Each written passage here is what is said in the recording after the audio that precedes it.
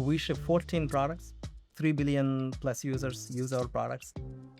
And if you look at obviously Gmail, Calendar, and Drive, and Meet, and Doc Sheets and Slides, all of them are getting more and more Gemini first experiences. Nice. And what does the day one rollout schedule look like? Because you and me are getting pinged by people where we announce them and it's like, I know Yes, we're rolling yeah, out I sort know, of progressively throughout Yeah, the day. yeah. People we're It's like, getting- where is it? They're like, where is it? Where is I it? want to Yeah, try. yeah, I want to yeah. try. I need Gemini and Calendar. I'm like, Gemini, my query for this is Gemini to get me out of meetings. I'm like, whatever I can Oh do my God, yeah, to get out. Like, that's my daily prompt is Yeah, how do I yeah. get out of meetings, Yeah. cancel them, move them around, send them the doc that they're really looking for, whatever it is, like, get me out of these meetings. I would love that. Getting you out of meetings is hard because you are a very popular guy.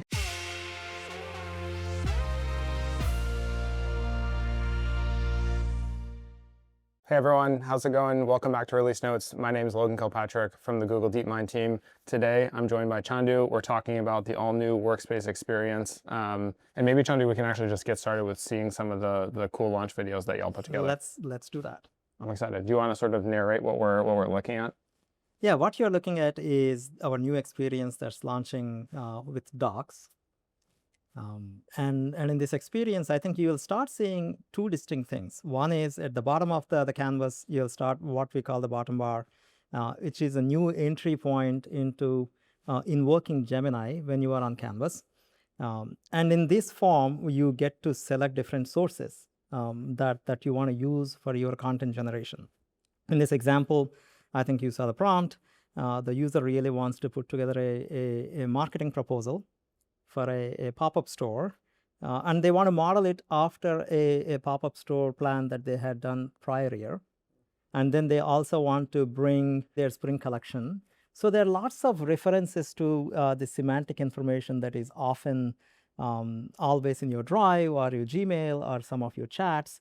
So how do you bring all of that context into a single prompt and generate the entire doc in single shot, right? So that's the experience that you just saw. And we are super excited about it because this is the first time I think we are breaking down the silo barriers in the way you bring context into Canvas.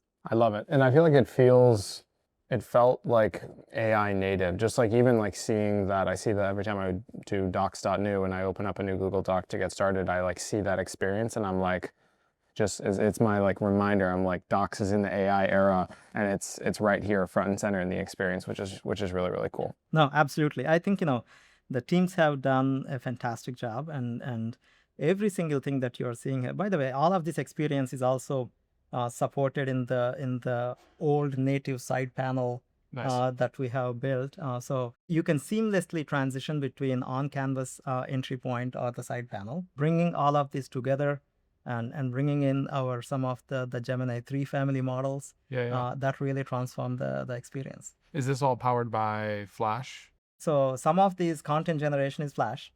Cool. But if you think about some of the heavy computational, like, we'll talk about spreadsheets, for example, we have a feature called Sheets Builder that can agentically build a full P&L for a business. Wow.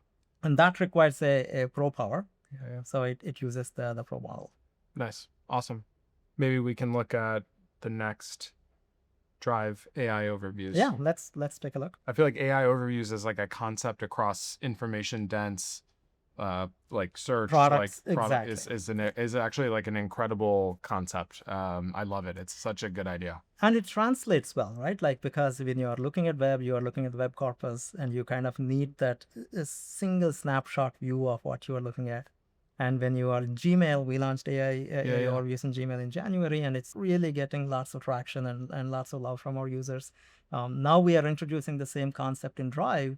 And the problem with some of the Drive corpuses, and I love my Drive and I have everything there, and it's often not organized as even though I would love to organize it a little bit more. And because it's not organized, I tend to forget the exact file name. Yeah. And so most of the queries are very abstract, like, what was the deck that I presented to the audit committee, or what was the document that has this, LRP with certain revenue numbers. So you could do really these semantic queries even if you don't know the file name, even if you don't know the folder, AIO would be super helpful in surfacing the right file at the top of the web experience. I had an example this morning where I was trying to find a proposal doc that I had made about changing the AI Studio name 2 years ago. And so I actually did the like keyword search type of vibe this morning, and I'm going to retry it again and see if it gets picked up Give it a try, by please. AI Yes. reviews inside Yes. of Drive. Yes. That's going to be great. So Yeah. for both of these experiences, who is the set of customers who this is rolling out to? Is this like pro, like paying Workspace subscribers are getting access to this to start? That's right. So this is our beta launch. We have a set of customers that are on Workspace commercial side, which is, which we call the preview customers. So we are rolling out this to preview.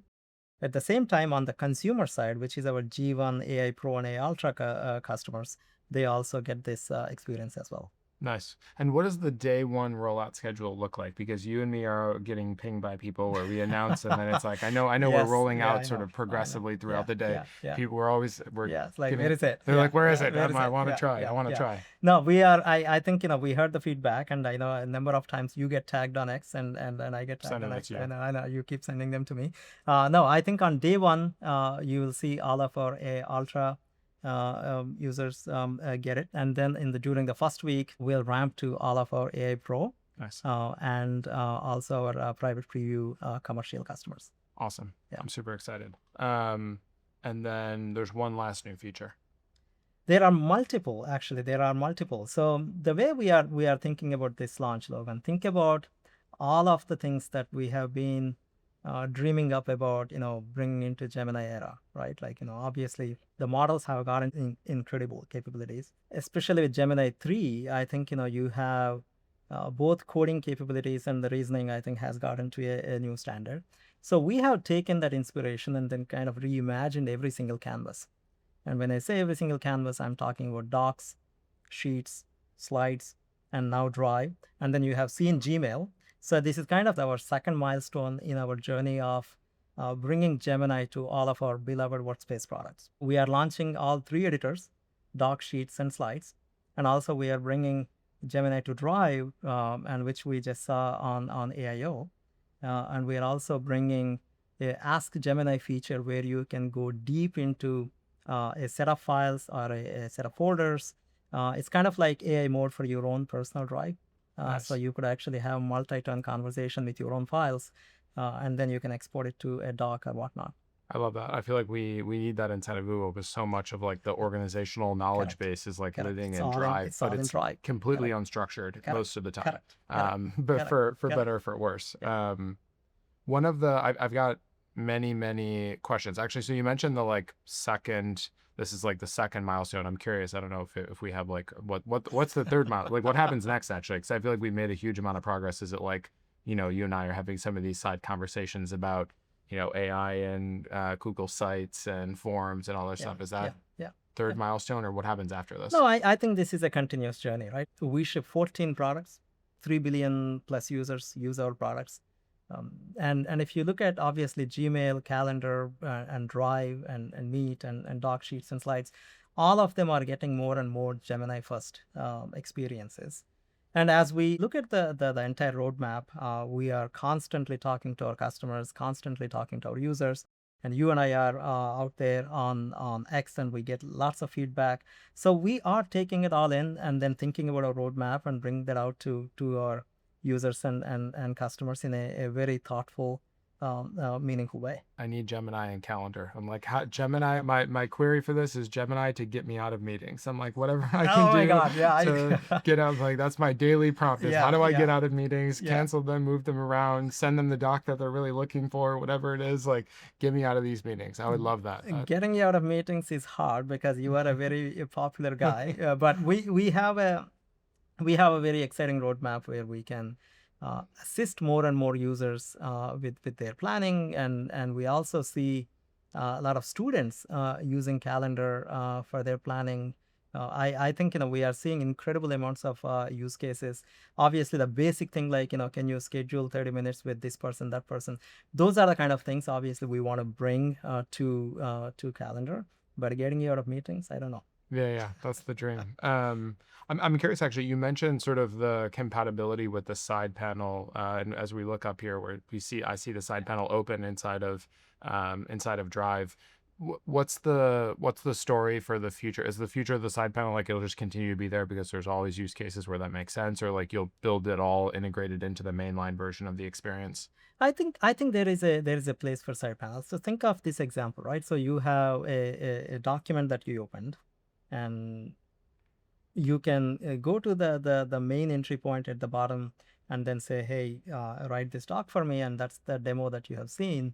But there are scenarios where you just want a summary of the doc, or you want to ask a question on the doc. And so when you say summarize this doc for me, obviously the response does not belong to the canvas. So where do you put it, right? So you need slightly high fidelity real estate to have a longer set of non-canvas binding content. That's where we think that the side panel will continue to exist. And you can also have multi-turn conversation on a PDF, because there isn't much you can do on canvas, and so that will be side panel. So we'll continue to support these two, because I think there is a very seamless way where we can bring this experience and not make it look like it is a hard switch for the users. And so we are very thoughtful in the way we are baking all of this into a unified experience. I love that. We were talking last night at dinner, and you were telling me about the sort of use cases for like how you're actually using this day to day, and you were pushing me because I was saying that I'm still writing. I write all my docs by hand right now. Yes. And part of it I think has historically been because like I was too lazy to go get all the context and bring it into the context window. I feel like now with all the new stuff that's rolling out, like I think that gets a lot easier. But I'm curious, like where are you finding yourself using the new AI experience in Workspace most? No, I think it's we have been obviously internally dogfooding this for a while, and I had access from day one, and we talk about this internally of new way to work, right? And this new way to work is going to be a lot less about compiling information and a lot more about directing outcomes. And what it means by that is, if I'm writing an update or I send these periodic emails to my team, and now I need to go compile all the information from my past emails and my meetings and my notes and so on and so forth, just compiling the information on a Friday night takes a lot of time. Now, with some of the source selection stuff that you have seen and some of the continuous context that is currently available in this launch, I am able to synthesize a initial draft of a doc in less than a minute. And of course, I'll put my finishing touches on it. So what happens is, instead of compiling all the information yourself, you are more and more putting these finishing touches for the initial draft that is created, which is like literally directing the outcomes. And this 90-10 flip, like 90% of the work that you delegate to the AI and 10% you are going to take control of the final product. That's the mode that I've been operating. And we launched, Help Me Write in Gmail. Yeah. We see tremendous amount of usage on Help Me Write. And with the docs that we are launching, I think you'll probably start seeing that, and we see that in my behavior it has changed the way I write documents. Same thing for slide generation. So we are also launching slides. Slide generation, I think, is something that a lot of people have a blank slide and they know how to write all the text. Yep. But organizing it in a beautiful way is always hard. I can't do this. So this is why I try not to make slides, because I'm always stuck on this. No, I think that makes two of us. Now I can just go write my entire thought stream in a big paragraph on a slide, and I say enhance this slide, and it comes up with this beautiful design because Gemini has this ability to take this text information and come up with these visualizations using the SVG format that slides support, and then puts it back in a beautiful slide that I can just edit and then ship it, right? The way we create content, I think, is going to change significantly. And we are just getting started on that long journey.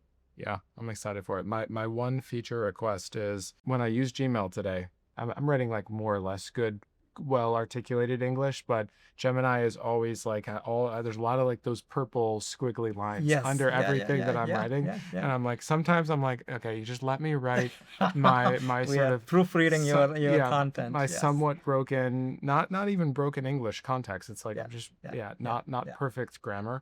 So I don't know what I need to tell Gemini to cut me a little bit of slack so that it's not always purple squiggling all my no, stuff. we do. Yeah. So I think, that's a good point. Like, the proofread is one of our most widely used feature. And we get a ton of good feedback. It catches some good stuff. Sometimes I'm making, exactly. sometimes But I am I not can making totally sense. see how sometimes even you're trying to be intentionally different. Yeah. You don't want that to be highlighted as like, hey, may I suggest? Yeah, totally fair feedback. Yeah. Back to this thread of like sort of people's personal experience using the Workspace products. When we landed the Gmail phase 1 of this AI and Gmail story, I think there was lots of comments of like people who sort of just want the traditional Gmail experience. So like, hey, AI is great, or maybe AI is not great.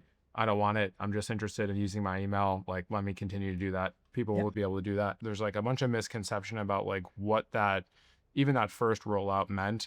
And I'm curious also for this next set of rollouts, sort of, I think there's a lot of questions about like, there's AI in this experience. What does that mean for my data, et cetera, et cetera. So I'm curious what the, what the top level narrative is from like a data perspective. Yeah, it's an excellent question. Even in Gmail, I think, there are, and you'll see this in this launch as well. We are always thoughtful about a couple of things, right? When you introduce a new product like AI Inbox, we know folks love their inbox. We have spent probably decades customizing which label and then how to organize your incoming emails. And we don't want to touch that. If you want to give it a try where AI is organizing your emails, you can give it a try. So your main inbox is not touched, right? And we take the similar approach, a very thoughtful approach in Docs Canvas experience, Sheets experience, Slides, and Drive. We are not trying to force AI to be the be all and end all. So I think it is more about how AI can be assistive in your code journey. But then while we are offering that assistance, we also want to give you the control of how you can be assistive.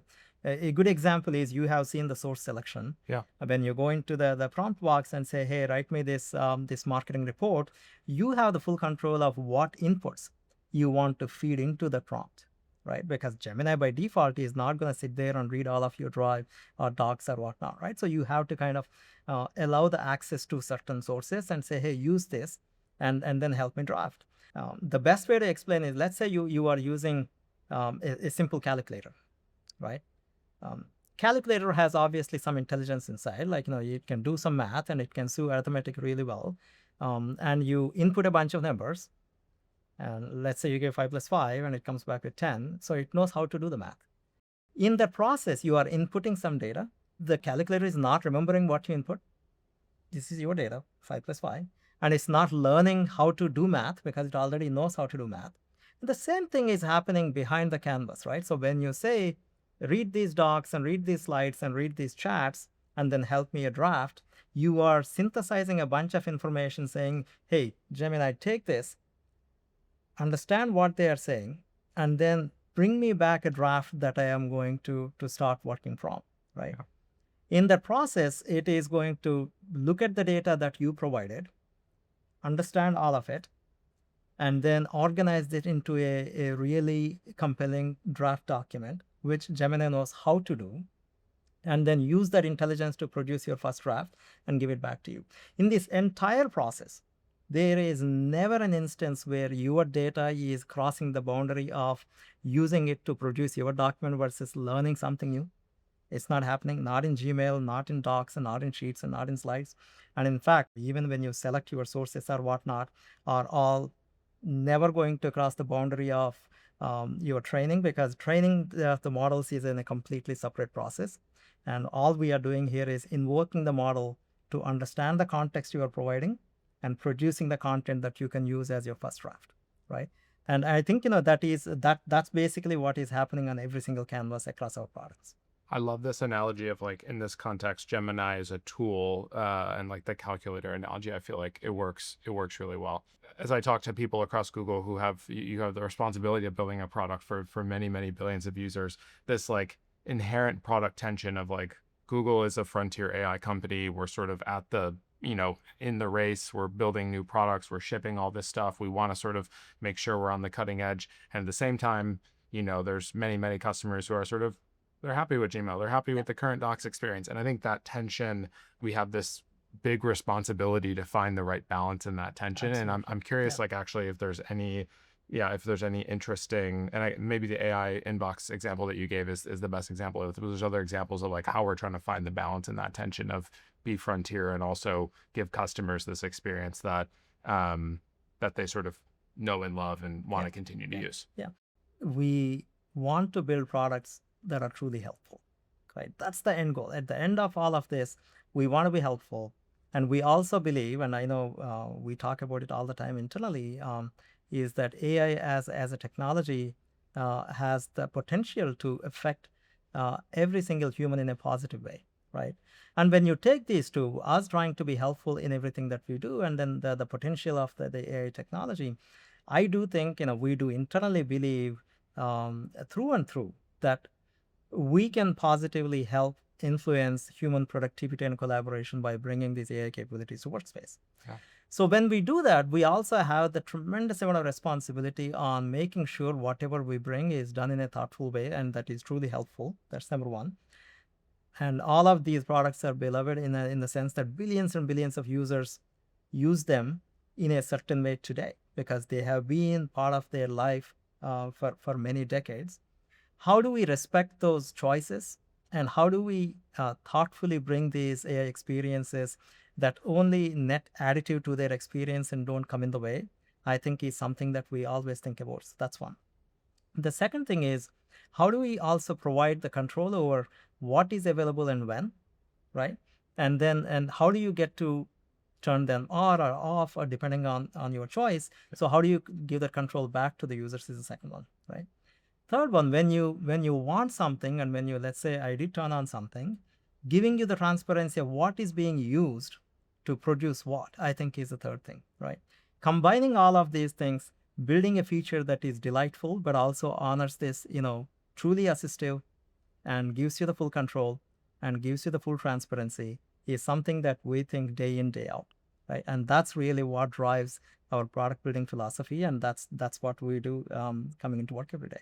I love that. I've got a slightly tangential question to this, which is I see you post a bunch of like the Google Vids stuff all the time, which made me think about it. I'm not a like active Google Vids customer. I've tried it out a few times.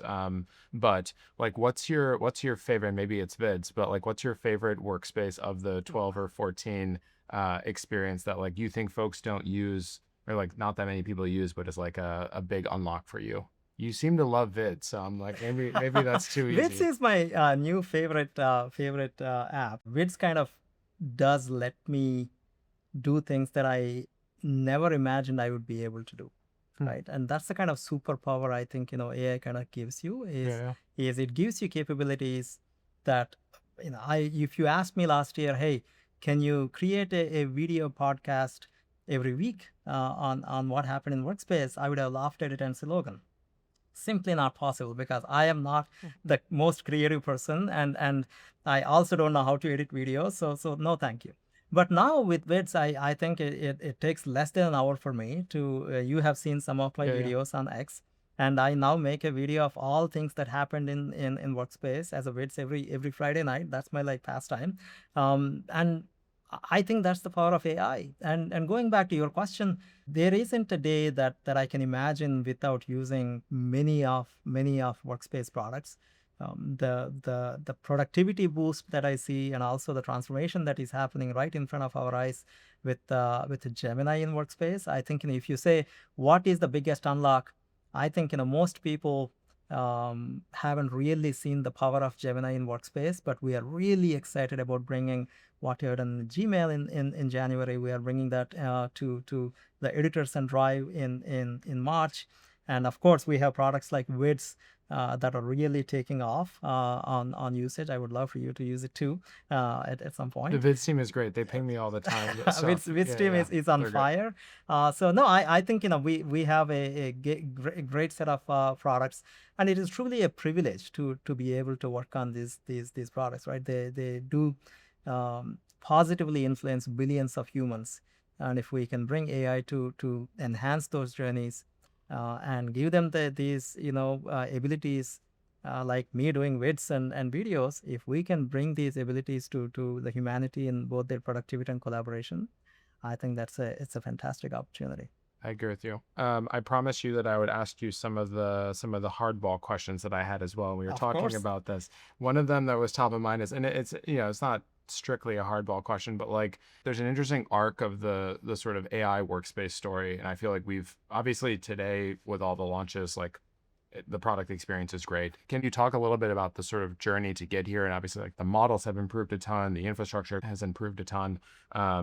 To like make this moment happen. Obviously, like I think I'm thinking of the tweets that you and I have both seen where it's like, people asking Gemini and whatever it is, docs, like, can you edit the doc? And it's like, sorry, I can't do that or whatever it is. I think we've seen lots of that feedback. Yeah. And I think hopefully address lots of that feedback in this current launch. But I also think like most folks don't understand the sort of, the progress that it takes to get to this point. So I'm curious, like. No, I think, it's a very humbling experience to see all the feedback and internally too. You have given me plenty of feedback. Yes, I think, today's launch, especially the deep integration of Gemini that we have brought into the canvas, where these conversations on the side panel, you'll say, rewrite this paragraph for me on the canvas. And it would say, no, here is the thing, paragraph, why don't you copy it over, right? We have fixed it. So good news is like it's fixed it. And we have gone further. You can actually control to a character level on Canvas using natural language. Nice. You can say things like, turn every other word into bold, Google Sans 18, awesome. And it will do it. That's awesome. So the real journey really is, Logan, models have improved dramatically over the last 12 months or so. And we are witnessing breakthroughs. Korai and team and DeepMind, they are putting out breakthroughs almost on a monthly basis at this point, and it's too fast sometimes. It is too fast. we are having a hard time keeping up. But also, I think there are a number of application level integrations that require this very deep understanding of how models perform. That's one. And second, how applications actually behave. And I'll give you a simple example on the docs itself because you brought that up. The docs that you see today, like, we have really rich formatting that we support on the canvas visually. Underneath that, we have a significant amount of really complex representation. Models, by definition, obviously they are really smart. And if you instruct them to generate content in certain format, they can generate it. But then translation between the model and then the canvas is happening in a let's say, a markdown format. It's a very lossy conversion, right? Doc Canvas can actually support much richer formatting. Models understand it, but then the way these two speak was happening through to Markdown. So how do we fix that? How do you make Gemini model to speak Doc's language and Doc expresses back to the model in Gemini language? That's the kind of really hard engineering work that we have done. And that's true for Sheets. That's true for Slides. Slides has this SVG format that we go deep into verbalizing it properly. Same thing with Sheets verbalization to Gemini. So there's a lot of really close collaboration between us and the DeepMind team to make these things work. Everything that you are seeing today is really built ground up in the last 6 months, right? And it is tremendous amount of work. Kudos to the team on both sides. To get us to this point, but it is really hard work. Yeah, it's crazy to see the level of progress that's happened, and I'm excited for folks to get their hands on the experience. Something else that you and I have been talking a lot about is how can we get or sort of maybe more generally, like thoughts on everything that's happening with vibe coding and sort of like the expansion of the code domain to like knowledge workers, and obviously like a ton of knowledge work that happens in humanity is taking place on Workspace, and where you think sort of the idea of like code as an artifact, as like a new primitive potentially inside of the suite in Workspace could live. Yeah, no, I think it's a great question. I know you are driving. Make it happen. Trying to make it happen. you are with AI Studio. I think really is a trailblazer in setting the standard for vibe coding, and I love seeing all of the things.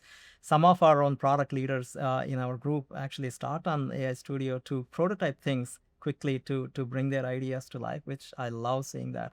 But I think the coding as a domain is evolving. Most of our Workspace products, right? Like you take Sheets for example, Modeling some of the functionality as a coding problem also has yielded multiple breakthroughs. So models, again, are really good at doing really complex things. But then if you take some of the workflows that people do, take something in docs and then take something in sheets and then mix these two and then create a slide deck, we think there is probably a way, and we have something called AppScript that natively is supported across all of our products.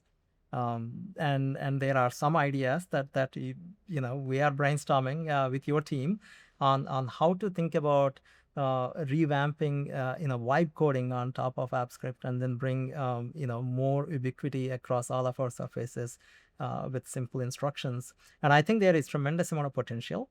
Hopefully we can share something there soon.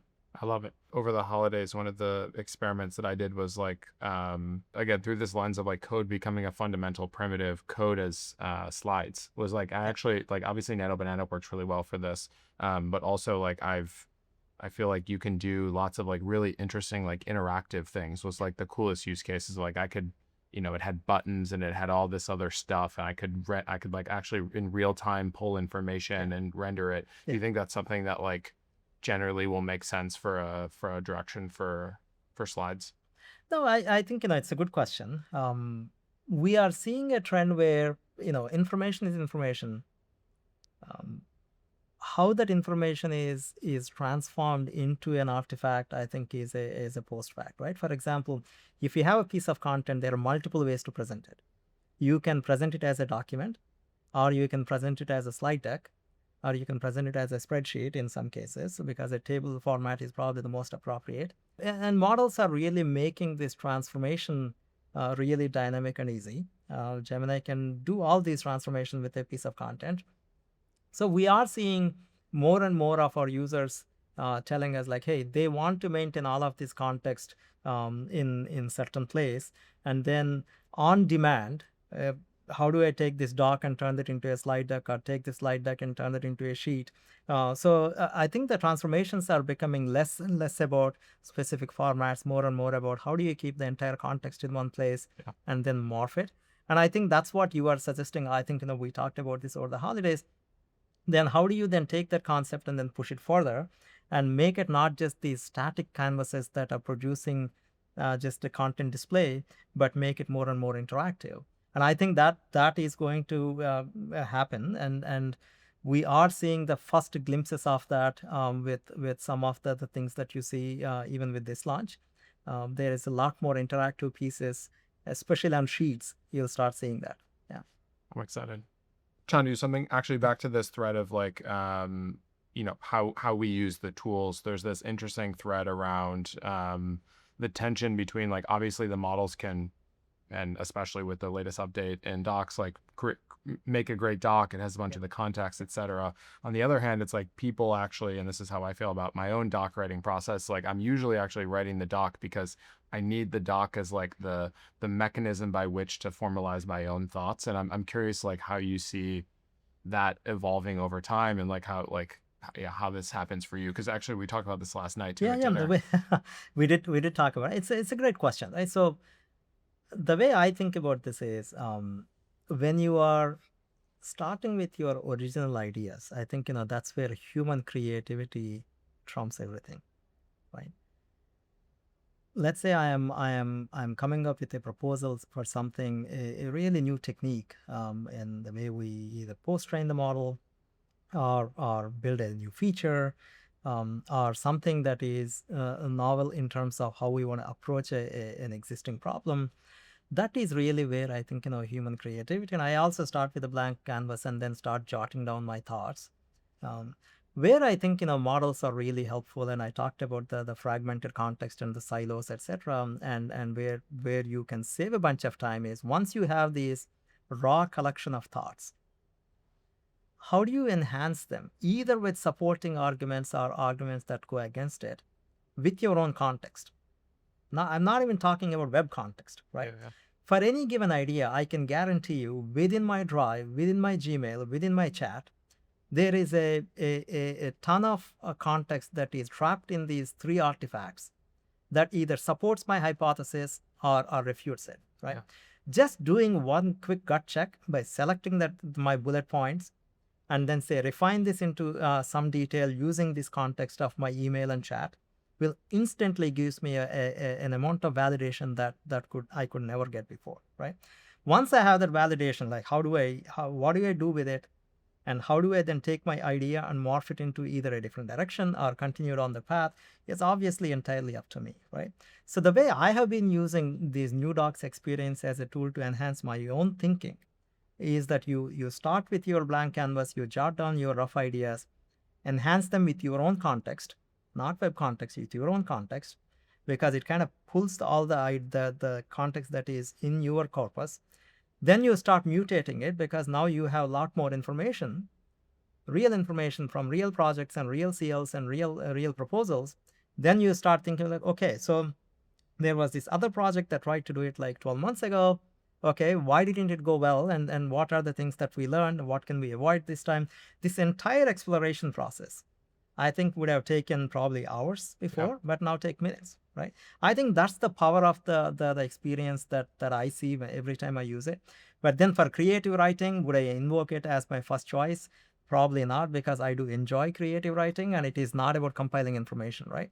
That's the difference, is like if you are compiling information, if you are spending a lot of time gathering pieces of data, how can Gemini jump in and then help you with this in seconds? I think that's where the power of Gemini comes through on our canvas. I love that. And you mentioned like context a bunch of times. I think a part of this story is like, obviously it's not retrieving over all that. That's like the whole corpus. But I feel like it's a really difficult context engineering problem in order to like surface the right things. And I'm curious if there's just like any detail about like how I think that. If you look at the amount of data that our users store in their Drive and in their Gmail and so on and so forth. Obviously, it's their personal data, really private data, really sensitive data. So anything that you are doing with that index, which is, the token-based retrieval indexes that we have built in the previous years, where you can put in a keyword and search your Gmail, and you can put in a keyword and search your Drive, obviously worked. But they are not good enough in this world of you can express longer and longer queries, expressing all of the semantic meanings of things, not just your file names and email subjects. That's where I think we have to rethink the way we are building the index for your email and for your Drive, and we use these Gemini embedding models that bring tremendous amount of dimensionality to the data, right? So typically a human can think of like, in less than 10 dimensions at a given point of time, but these models can synthesize data in 768 dimensions in a single shot, and then get the right nugget of information with no effort at all. And so that's the kind of architecture that we are now bringing to all of Workspace. Obviously, it is technically a really challenging problem. On corpus like web, you build web index once and reuse it for everybody because it's the same web page that you get to see and I get to see. But your inbox is different from my inbox. So your index is very different from my index. So we have to kind of, for every human, you have to go build this index in their own silo and then only use it to themselves. And then keep it real time, because you get probably an email every other second, and so you need to keep it refreshed. And exactly, and so and same thing for chat messages. So from a pure engineering perspective, while the models and the embedding models, etc., have gone really come along, the scaling aspect of keeping it fresh, but also maintaining this private index for every single human that uses Workspace as their core product is an enormous engineering challenge. And there are extraordinary amount of engineering effort that our teams put in to scale the index, serve it at a latency that is really, really low in terms of how fast these results are retrieved. And then, of course, the quality, like, when you ask for these really abstract questions, whether it's Drive or Gmail, how do we bring out the right information to your fingertips through AI overviews? That's where I think most of the work has gone in the last 6 months. Yeah, it's incredible to see. Well, kudos to you and the Workspace team for pulling this off. I'm excited for chapter 2. I'm excited for hopefully chapter 3. I'll see you at Cloud Next. Hopefully we'll see a bunch of awesome Workspace stuff there. And congrats on the launch again. Thank you very much. And I think, as I said, teams have been working really hard. You and I talked about it, right? So in the age of AI, velocity is part of core strategy. Yes. And I think, our teams have fully embraced it. And so, yes, really excited about what we are going to show it next. And I'll see you next. I love it. Thank you, Chandu. And thank you everyone for watching. We will see you in the next episode.